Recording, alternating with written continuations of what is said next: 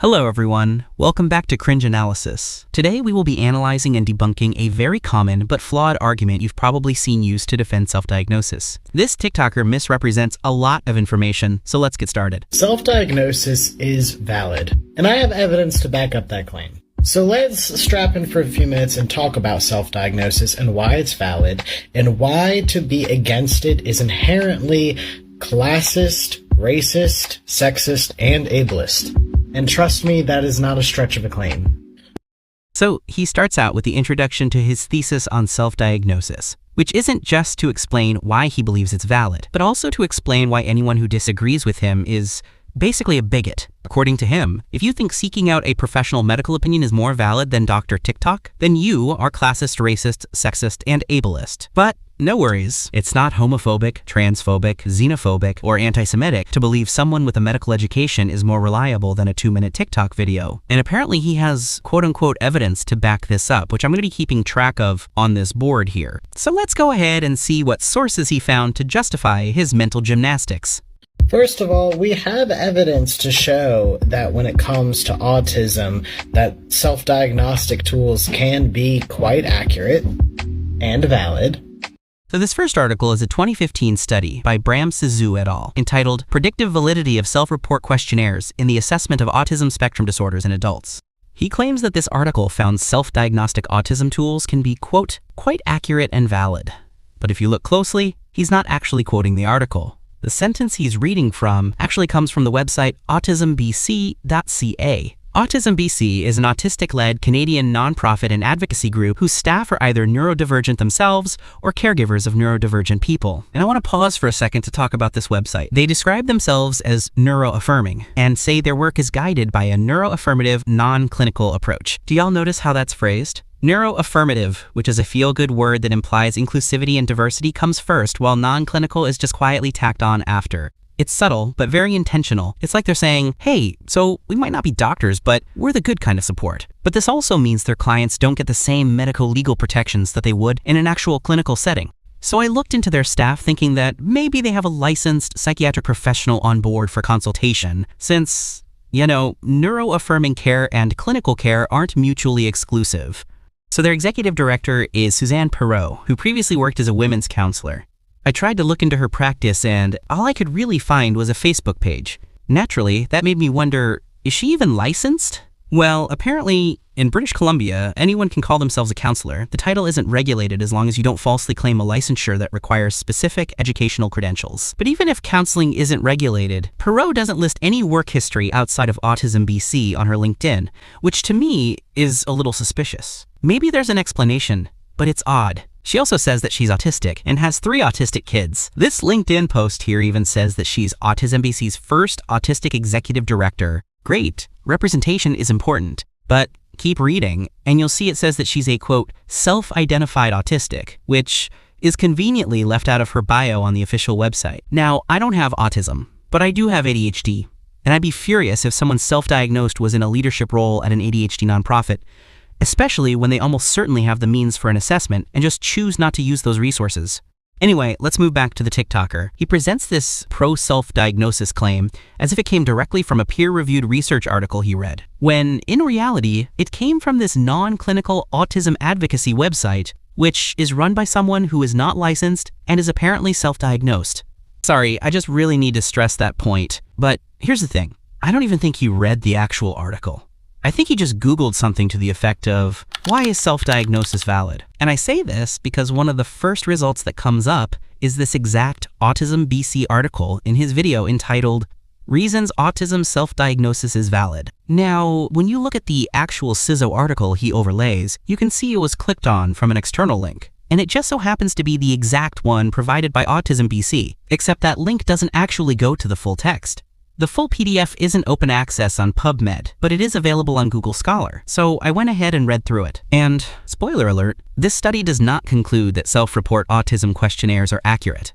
In fact, it literally says the exact opposite. Right there in the final line of the abstract, the authors explicitly state that, quote, none of these instruments have sufficient validity to reliably predict a diagnosis of autism spectrum disorder, So either this creator just took Autism BC's word for it and screenshotted the article for aesthetics, or he read that line, realized it completely contradicts his point, and chose to hide it, hoping no one would actually read the abstract, let alone the full paper. But what's ironic is that if he had actually read the study and could properly interpret it, he could have used it to build a stronger argument. Because it found that while 4 out of 5 people who scored above the threshold on these questionnaires were actually autistic, nearly half of the autistic people in the study scored below the threshold and would have been missed. Meaning, these tools were more likely to underdiagnose than overdiagnose. Which is why this whole thing is so ironic. He included this study to support self-diagnosis, but didn't even use it correctly. Instead of caring enough to actually read it, he quotes word for word from a website that misrepresents the author conclusions and acts like it came directly from CISO's study. I'm going to replay a clip here that just really showcases what little effort he put into this thesis of his. Quite accurate and valid. Do y'all see that? When he finishes reading from Autism BC, right as he goes to pause his recording, he glances down at the CISO study he overlaid. Then he starts re-recording to add in, quote, and valid. It's like he saw the term predictive validity in the title and thought, guys, look, it says it's valid. Just so completely unaware of the fact that it's a statistical term, and despite the study clearly labeling these as self-report questionnaires, he keeps calling them self-diagnostic tools. That might seem like a small detail, but there's a real difference. These are meant to screen people before or during a clinical evaluation. They're not designed to be used as standalone diagnostic tools, no matter how badly this creator or Autism BC wants them to be. But semantics aside, these tools were not found to be accurate. Not even close. Remember, nearly half the people who scored below the cutoff were still diagnosed with autism, so the claim that they're, quote, quite accurate and valid just isn't supported. Now, I'm going to do this TikToker a favor and fix his argument for him using this study, and then I'll explain why it still doesn't work. Almost everyone who scores above the autism threshold on self-assessment tools is actually autistic. But nearly half of people who score below the threshold are also autistic. So even if your score is low, you're still probably autistic. Alrighty, sounds better. But here's why that still falls apart. First, the study population wasn't self-diagnosed. These people were referred by medical professionals, not random TikTokers. Second, the study is from 2015. The patients were assessed between 2012 and 2013, long before self-diagnosed autism became a social media trend. If we take a look over at Google Trends, we see that autism searches didn't start spiking until 2020.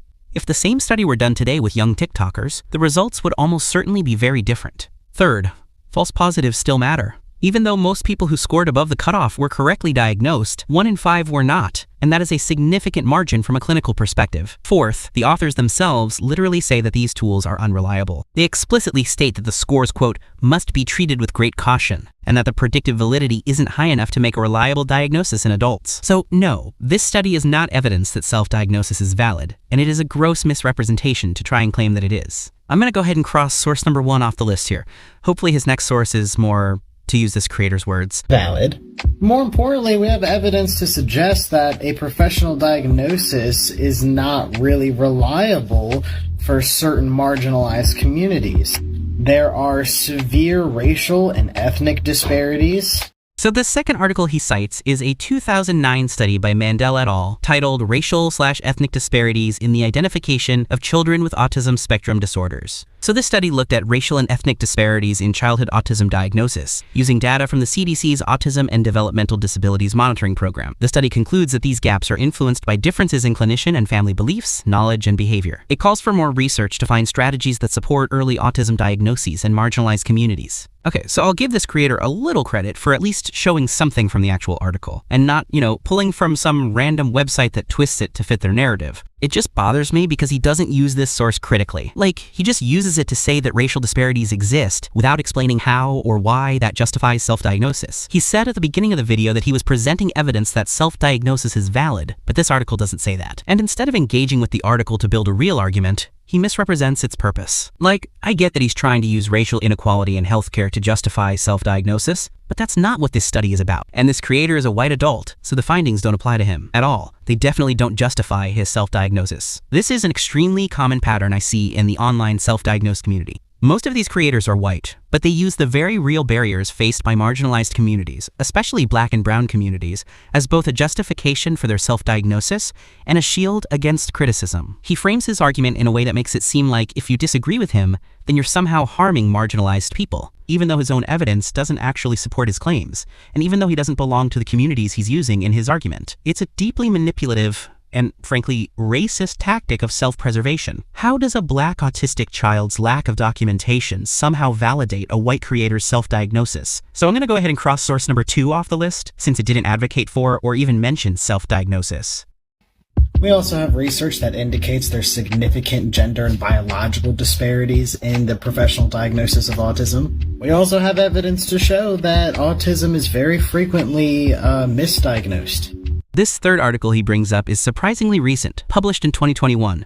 It's an article by Camila Gacy et al. Entitled Gender Differences in Misdiagnosis and Delayed Diagnosis Among Adults with Autism Spectrum Disorder with No Language or Intellectual Disability. They found that high-functioning autistic women were more likely to be misdiagnosed or have their diagnosis delayed. Traits like higher sensory reactivity made misdiagnoses more likely, and the authors note that women tend to have a more complex autism presentation compared to men. If you look at the other screenshots he overlaid, the one on the bottom right is the introduction to this 2021 article, but the one on the bottom left is the introduction to an entirely different article. This is a 2018 article titled, What About the Girls? Sex-Based Differences in Autistic Traits and Adaptive Skills, and also found that girls are more likely to be misdiagnosed than boys. Even though both articles have similar conclusions, the missing citation bothers me. Like, wouldn't it help his argument more to present these as 2 separate studies? What I also find interesting is that he completely glosses over the fact that these gender disparities specifically apply to women. I'm guessing it's because the study only included cisgender participants, and he wanted to seem more inclusive to trans viewers.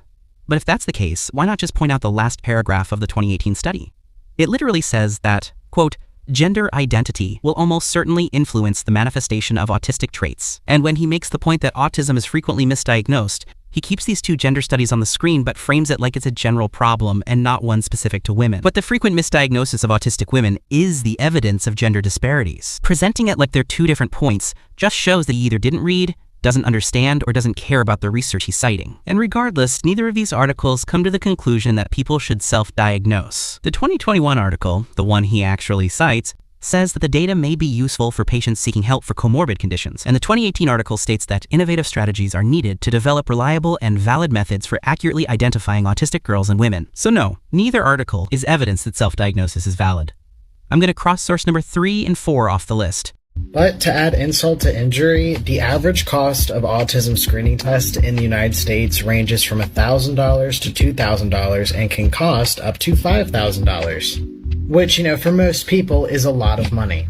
So he doesn't cite this source, but it says that the average autism diagnosis in the US costs between $1,000 and $2,000. I did some looking, and it looks like he got this from talktomira.com. I know my screenshot looks a little different than his, but the text and table are verbatim to his video. I assume he didn't cite this source because it's not a peer-reviewed publication. Kinda like earlier when he didn't credit Autism BC for their blatant misrepresentation of CISO's article. Now yes, it is true that if you don't have health insurance, an autism assessment, or really any form of healthcare, is more than the average person can afford out of pocket. But the article he overlays in his video literally says, quote, some clinics may accept your health insurance plan, which would pay for part or all of your testing. And he misrepresents the cost of an out-of-pocket autism screening as if it applies to everyone and not just the 8% of Americans without insurance. Now, sure, maybe someone's insurance won't cover the assessment, but we need to talk about the reason why. Most major insurance companies do cover adult autism screenings so long as it's deemed medically necessary, meaning there needs to be clear distress or functional impairment. You might need a referral from your primary care doctor,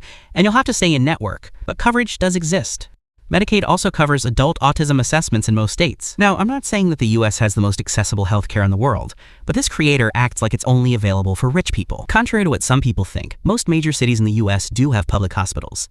The one where I live has an entire financial aid program that basically works like internal insurance. Discounts are based on income and household size, and you get access to primary care doctors and specialists. But this creator just completely ignores the fact that these resources exist. There are sliding scale clinics, grants, and public or community-based mental health resources available. Instead, he quotes the average out-of-pocket cost, which, again, only applies to a small portion of people, and then uses that to say, self-diagnosis is valid. And then right at the end, he throws in this condescending comment. Which, for most people is a lot of money. Like, That tone of his. It implies that disagreeing with him is somehow oppressing him. In this case, the implication is that you're wealthy. But whether it's racism, classism, or sexism, he's already framed his argument so that any disagreement equals discrimination. Does it suck that the US healthcare system isn't free or universally accessible?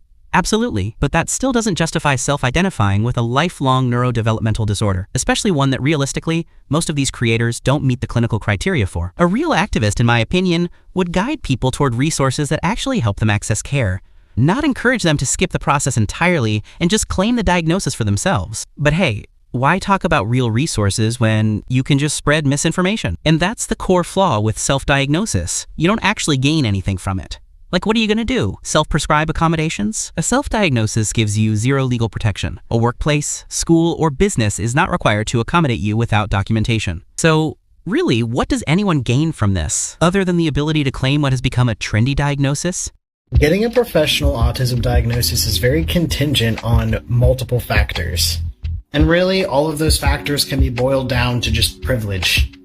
So he says that receiving a diagnosis ultimately boils down to one thing: privilege. But that's not inherently true. I don't know where this creator lives in the US, but based on his argument alone, I can confidently say he didn't grow up in a major city surrounded by or living in poverty. Every day I see people who are chronically ill and unhoused that live in an encampment within walking distance of the public hospital, just so they can be close to the care and resources they rely on. There are so many people with significantly less privilege than this creator has ever or will ever experience who still received psychiatric diagnoses and treatment through community-based programs. But they don't have the luxury of getting on TikTok to complain about a doctor invalidating their non-medical opinion. This guy really thinks that an uninsured homeless guy diagnosed at a safety net hospital is somehow more privileged than himself, a suburban white kid filming a TikTok on a $1,000 smartphone from the comfort of his bedroom. I'm just so glad we got that all cleared up. This creator has totally helped me see just how much privilege all the people in poverty and on the street actually have compared to him. Also, he has up that same Autism BC article again, but it's not shocking that his favorite source is from an organization ran by someone self-diagnosed. And the bolded line that says, quote, "Professional diagnosis won't help everyone," completely misrepresents the purpose of a diagnosis. It's not about labeling quirks, it's about identifying real impairment and accessing accommodations and support. I also want you to understand that the over-reliance on medical professionals for diagnoses is a very Eurocentric perspective. For example, in African American and Black culture, one of the key pillars is self-knowledge above all else. When you study that, it will come in contrast to Eurocentric philosophies, which teach us to go to other people to teach us about ourselves. Okay, so yeah, everything he said is just so wrong, I don't even know where to begin. Seeking out a medical professional is not some Eurocentric philosophy. Every culture has had their own version of a healer or medical specialist who practiced completely outside of Western medicine. I don't want to mispronounce any names, so I'm going to show a table of different cultures and how they refer to their traditional healers. So, yeah, seeking out help from someone else for your health is universal, and this idea that medicine is some uniquely Eurocentric concept is just flat out wrong and culturally insensitive. So if seeking outside help isn't Eurocentric, then what is he even trying to say? I think he means modern Western medicine, which sure, has roots in Enlightenment-era Europe, but he talks like medicine as a whole is exclusively Eurocentric, and in doing so completely ignores the countless traditional medical practices from around the world, not to mention the fact that plenty of so-called Eurocentric treatments actually came from those very traditions. Opioids come from the seeds of the poppy flower Papaver somniferum. Willow bark contains salicin, which the body oxidizes into salicylic acid. Salicylic acid is a derivative of aspirin's active ingredient, acetylsalicylic acid. Ephedrine was originally isolated from the ephedra shrub. We owe a lot of what we use in modern medicine to traditional herbalist practices. Also, I want to circle back and point out that this white creator just casually implied that Black people don't seek out knowledge from others, and that this is somehow why self-diagnosis is valid? I'm sorry, but what?